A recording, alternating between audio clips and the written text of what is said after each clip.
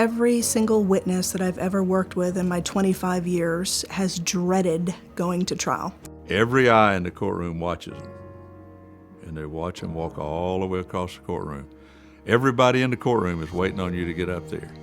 And I've experienced that. It's an unpleasant feeling. It's very frightening to adults, but it's even more so for a child.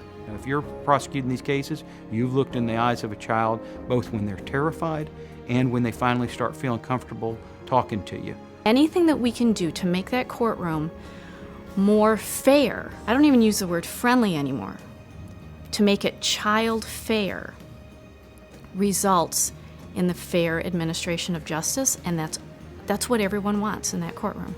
I'm telling you that with the use of the pet therapy, they're going to be more comfortable talking to you and, as a result, talking to that jury about what happened. You know, because what we're trying to do is get the truth out in the courtroom, and we only bring that truth in through witnesses. And so those witnesses need to be effective. So it's a good plan. People are really uncomfortable with change, but the legal system changes every day. We have laws enacted and changing every day. The way we prosecute and handle ourselves in the courtroom has changed dramatically in the last decade. How we take care of our victims and our vulnerable witnesses in the courtroom has changed dramatically. So we need to change the way we do business, and this is the next step.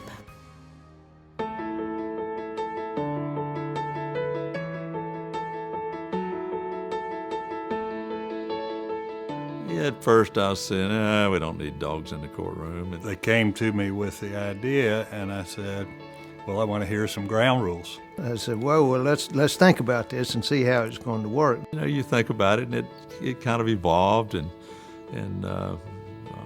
it got to be a better and better idea.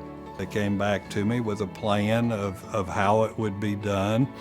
I approved the plan, and it went flawlessly by that plan, and I think it was good for certainly helpful for the child, but it didn't in any way distract or impede or obstruct our court proceedings. We're the ones that have to make sure that there's a level playing field, and everything has to be fair to everyone. And so I was unsure as to how that worked, but I don't have any hesitancy about it anymore. It works well. When I recognized it wasn't just a warm and fuzzy experience for people, that there's hard science behind pet therapy.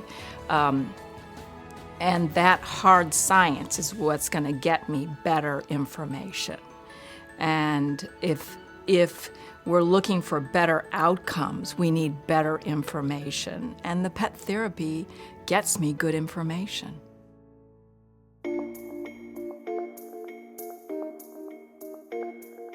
All our teams are screened initially just to make sure they have the correct aptitude and temperament to do this kind of work.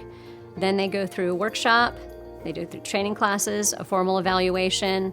Then they also have to make visits and get on-the-job training. They will come in with the knowledge through the training that they have received that will aid that judge in putting together the right atmosphere so that it's fair to everyone.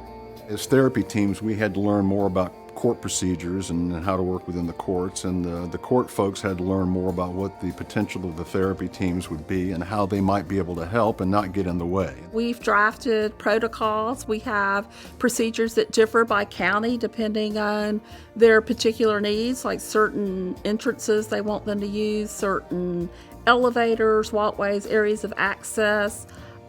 We've developed oaths of confidentiality. The dogs I send to this program, and the only ones I'll send into the courtroom, have been proven. They have proven track records. They're calm, they're quiet, they're very manageable, and they like to be around people. People's concerns have been, on the one level, are these dogs going to be okay in public? But the main thing they want to know about, are these dogs going to be solid for these kids? Are they going to be there for the kids? And are they not going to be disruptive to the process? And in every case that we've had, and we've been doing this for years and years now, that's been the story. The first prosecutions ever done, long before we had DNA, CSI, any of the scientific forensic arts, it always started with the testimony of one witness and another. If the witnesses, the complaining victim, are uncomfortable or afraid, they're not going to be able to share their story. I've seen these children go from just sitting there like looking at me to being able to talk and smile and, be able to interact with us. And then we have to try to, in steps, transfer that to them being able to interact with us on the stand and answer our questions. And it's been invaluable in that. It helps the relationship with the prosecutor, helps the relationship with me, and it helps that child to be able to trust us. This does not make things worse. This simply allows your 8-year-old to be able to, or your 4-year-old, to be able to speak like a 24-year-old because they are in a comfortable spot. I did have a case a couple years ago. I remember we brought the dog in for the deposition, and this was a very tiny child. The dog basically sat there on the ground, and the child, as she talked about the horrific things that this individual had done to her, just pet the dog. And I just remember her petting him, and she did an excellent job in the deposition. For an hour and a half, this defense attorney was grilling this young girl, and I was under the table with my therapy dog, keeping my dog calm while she had her head in this little girl's lap for an hour and a half, and the little girl had her arms wrapped around my therapy dog's head for an hour and a half, sometimes squeezing it a little harder than others, but it enabled her to get through this deposition. We also had the dog later come to the trial, and this particular individual was convicted of capital sexual battery on a child less than 12 and is serving the rest of his life in prison. So that was a case where I feel like the dog was instrumental. A prosecutor who embraces this program shows not only their dedication to their job and doing the best that they can for the case, but also for their complaining victim.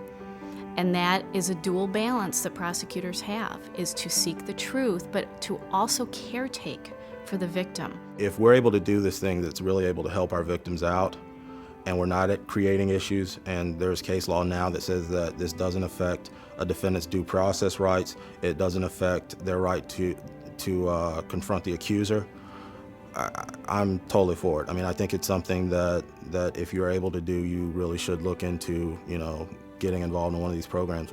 Give it an opportunity, and I think that they will find that in the first instant they'll say, okay, I have no problems, no concerns about this. It's a positive.